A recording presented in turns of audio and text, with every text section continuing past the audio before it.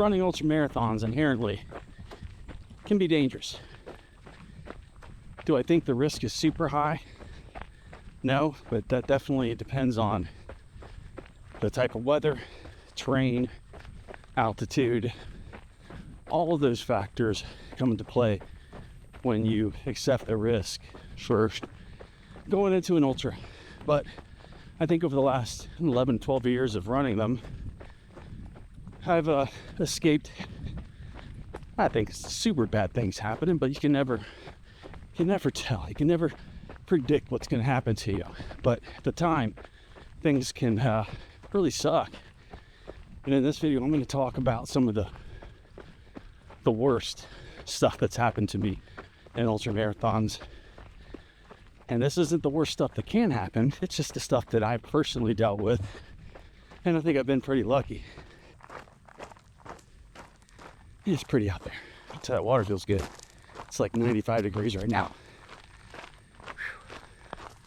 So my first story was the very first race, very first ultra that I ever attempted, which was the Belmonte 50 in Virginia.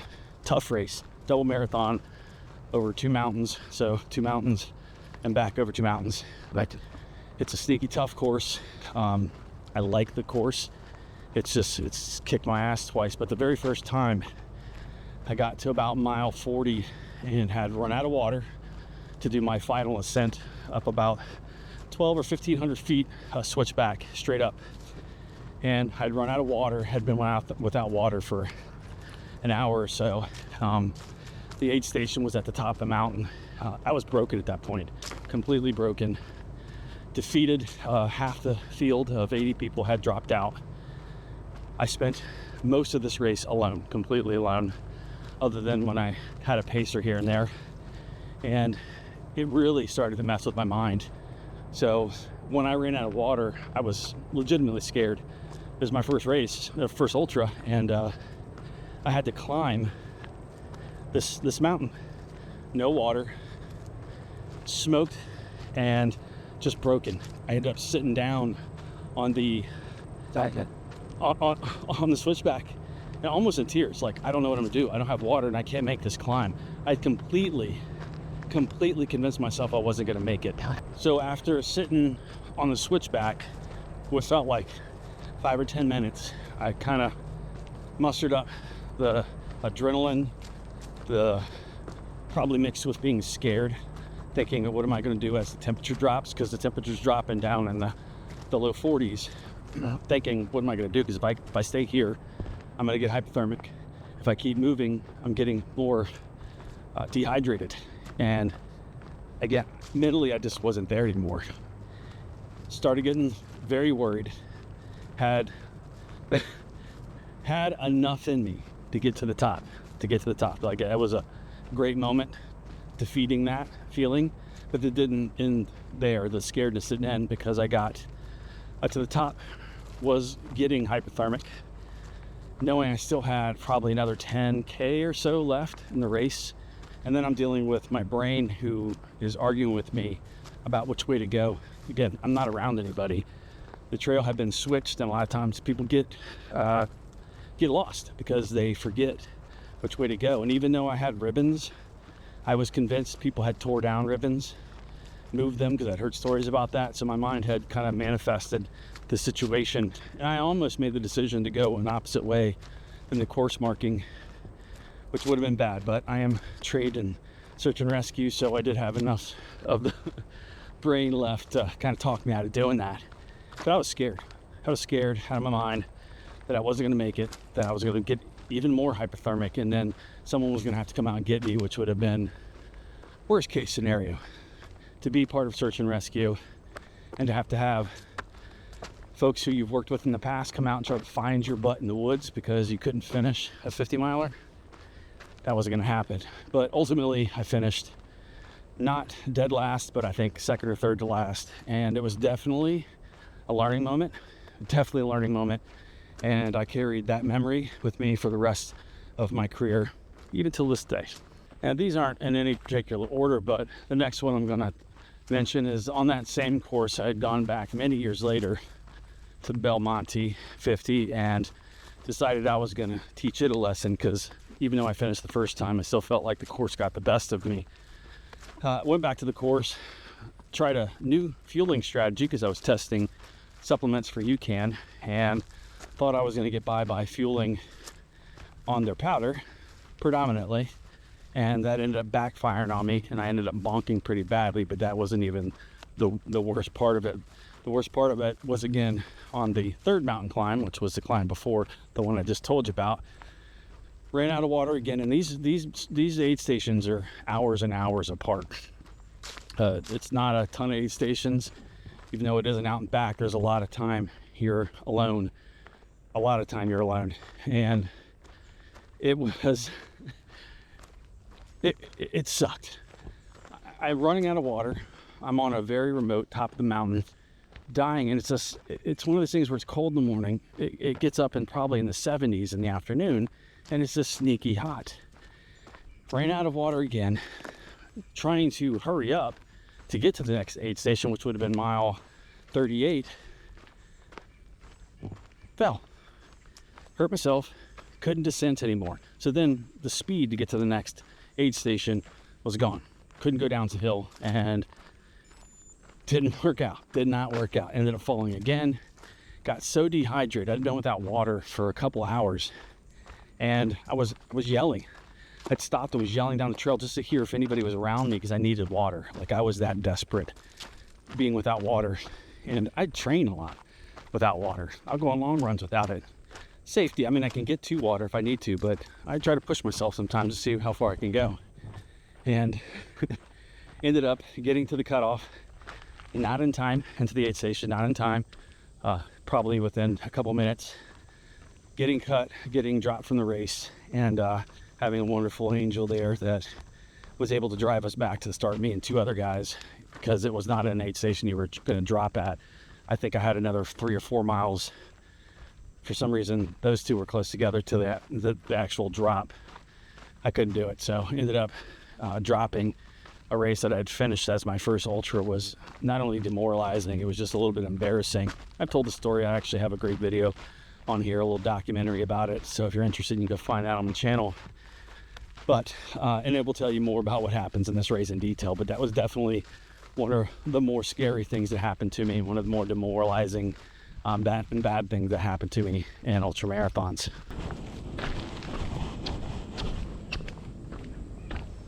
Now, I think I've done right around 26 ultramarathons, so even if it was just 2, had 26, if something bad happened, that's doing really well.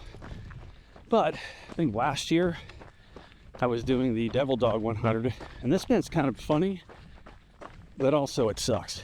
I was running in that race at the very beginning. I was probably within the first half marathon of that 100-miler, and caught the elastic, the nylon or whatever you want to call it, string that goes under your gaiters, that goes under your shoe. I had recently worn through the REI gaiters that I had, and thought, you know what, I'm gonna buy some thicker ones. Went to REI, bought some things that were not technically laces for those.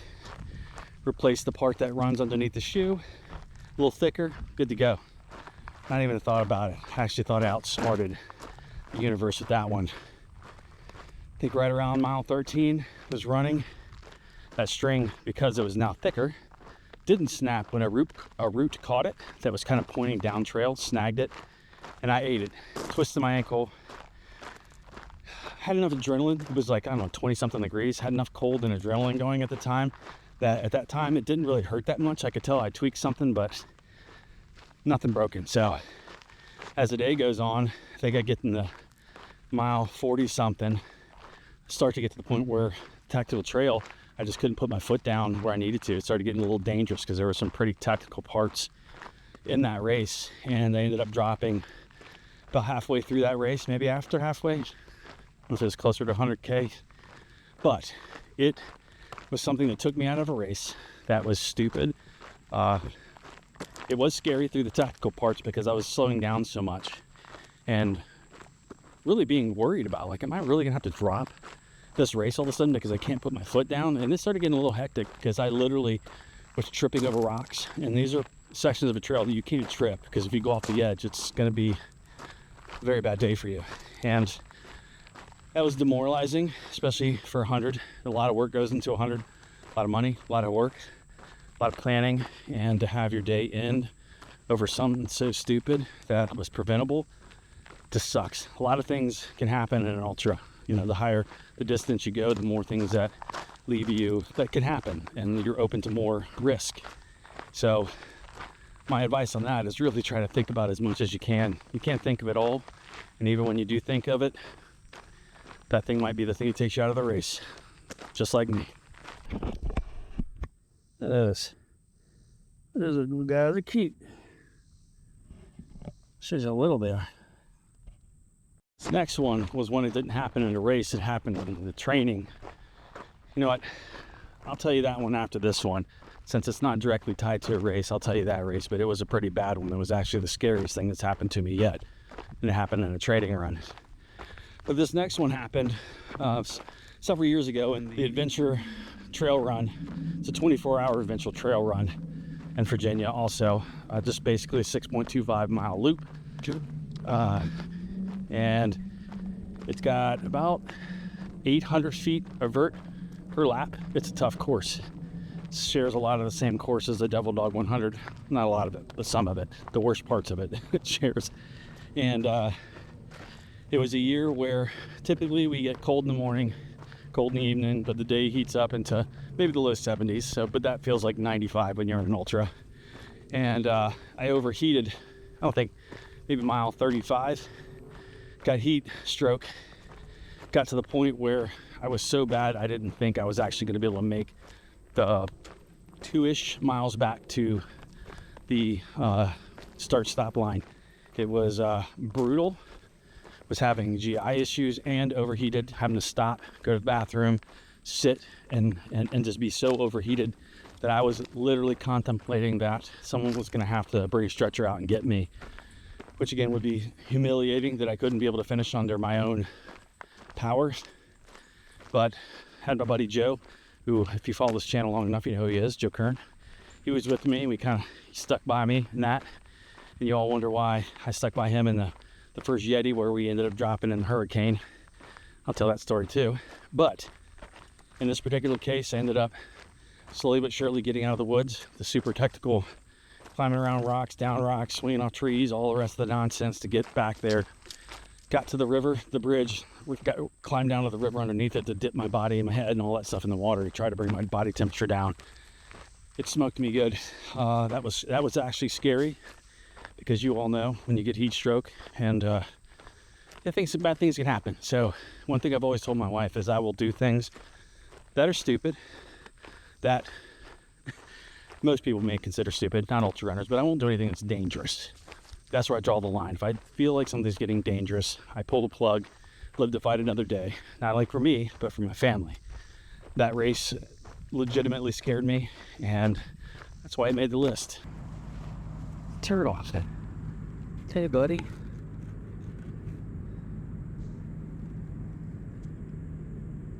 Oh, box turtle. Pretty good size. Can't help you. You're on the other side of this fence. I take you up to the little stream right there. You got this, dude. I know it's hot. Now, the next story is well documented on this channel, and I actually have a documentary about it also. And that was the Yeti 100 about 3 years ago or so. And it was the year that we had the hurricane hit, or one of the years we had a hurricane hit.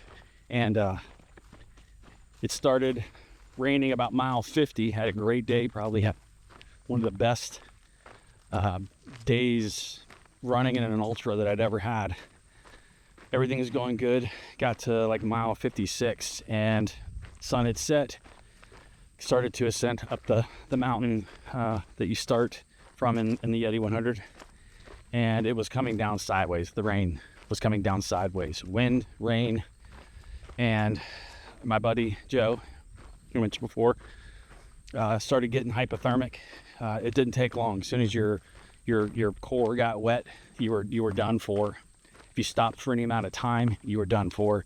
It just was a recipe, and for disaster, and 50% of the field dropped that night because of that, which is a race that probably has a 70 and above % finish rate. It's not technically a difficult course. It's difficult because it's 100 miles, but to have that many people drop tells you how bad it was on the mountain. Super scary. Joe is jackhammering, obviously hypothermic, and we go to get back on the trail. He would have got, had I told Joe you're good to go, he would have went.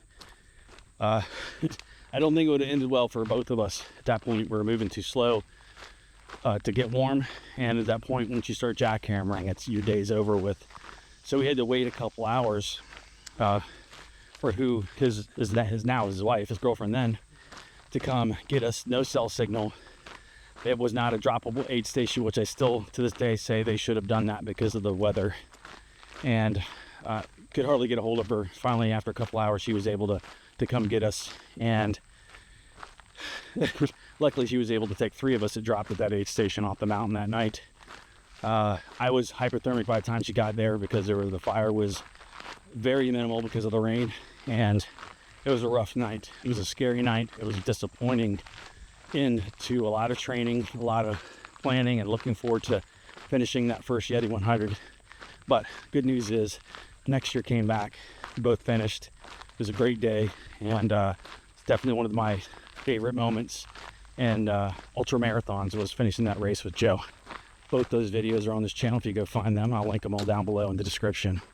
So I've heard a lot of pretty scary stories and ultras from being on mountains with lightning and all kinds of different stuff, bear sightings, wild animal sightings, close encounters, major injuries at the top of mountains and having to be pulled off. I've heard all the stuff. That's all the stuff that sits in my mind when I'm on the top of these mountains and in these races. That starts to kind of amp things up in your brain and give you all the anxiety of thinking the worst is going to happen. But with some foresight, some planning, some understanding of the risk, kind of minimizes that stuff. This particular story was when I was training for Marine Corps Marathon. I had already started ultras, but I was particularly in this instance training for the Marine Corps Marathon, and this is probably 10 years ago, maybe 7 years ago. I don't remember. It was a long time ago. And it was a nice, easy 19-mile long run, LSR, long, slow run, and it was cool. Overcast, super humid though. One of those days where it's overcast, the sun's not out, you still feel hot and you're sweating like crazy. And finished the run, took two like 20 something ounce bottles, finished one of them, because I got back there and finished the run and nothing seemed to matter. I went in the shower, took my shower, got out, went to pee and peed blood. That scared me. It was alarming. Went and told my wife that I needed to go to the urgent care, which I did, and they told me that I was extremely dehydrated, dangerously dehydrated, obviously from the pee in my blood. And they put 2 full IV bags into my system. That definitely helped me pee. But that was the moment that I realized how dangerous dehydration is and how seriously you should take it, even when you don't feel thirsty. Even when the conditions don't feel like they are going to cause you to potentially get yourself into trouble, even worse, medical trouble. So from that point on, I always made sure that I went into a run fully hydrated, that I had water, I had access to water, and that I stayed hydrated, because I was at a critical point. I could have had anything that happened to you when you have a severe dehydration, and I wouldn't have even known it. It wouldn't even been why. I wouldn't even thought that's what was going on. So definitely a lesson learned there. Now this next scary thing happened also on video. This happened, I think in 2019. In that 2019, I was just starting my comeback from a long layoff from running out on the trails, and had sub-freezing temperatures. So there was a lot of ice on the rocks. River was freezing up in the training park in Prince William Park, and was running in non-running shoes because of the weather. I didn't put on trail shoes. I don't know what I was thinking. Just wore regular, I think some Mizuno riders, not their fault, but chose the wrong shoe.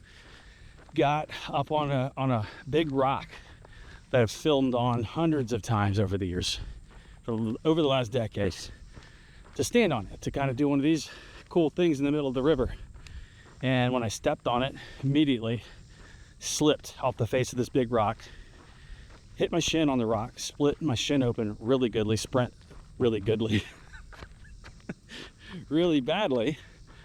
Oh man, Trump came out on that one.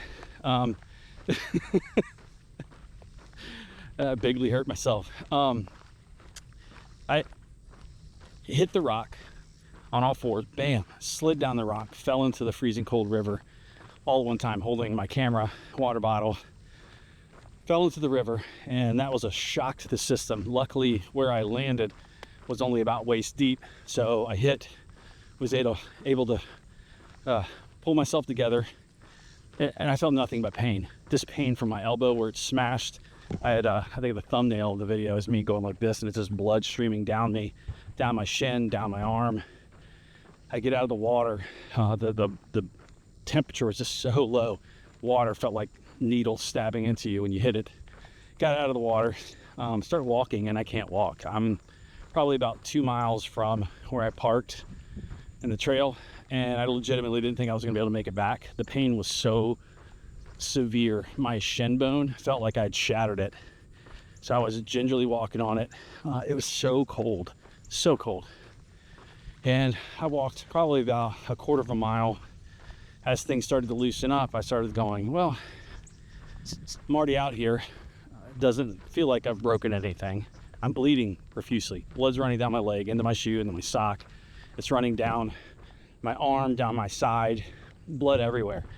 But this was a training run, and I seemed to be okay, other than bleeding a lot. I had a huge goose egg on my shin where it split it open, and continued on my run. To me, it was a win because I didn't get that hurt. But when I was passing people on the trail, people kept asking me, are you okay? Because I looked like an absolute crime scene. This blood all over my body, and it wasn't coagulating, so I was still just bleeding everywhere. Finished the run. That video is out there too. I need to find that one. That will take some digging because that was a long time ago. But it was definitely scary. It taught me to be more aware, not become complacent in places I train all the time and do things that may be risky, but I don't think that it is because I've done it so many times. Well, that was the time. I almost paid the ultimate price. Had I hit that water and hit my head instead of my elbow, knocked me out, and I landed in that water, whether it was frozen or not, that would have been the end of me. And what a stupid way to go. Running and ultra running is mostly safe. You can complicate things by making poor decisions. You can complicate things by trying extremely hard races, hard things in remote areas and dangerous places. And, you know, we accept that risk in ultras, so we just do. But mostly it's safe. But I think you all should learn from the stories out there, learn from your own mistakes. I know I have. I try to minimize them, especially as I get older, because I don't bounce back as much, not as quick. Then so. I haven't lost too many steps, but I'm not as quick. Even I can admit that. Be safe out there. I'd love to know any of your stories out there. I love hearing stories of people surviving themselves and races in general. Mother Nature, she'll come get you. All right. I'll see you next story time. Take care, everybody. Bye.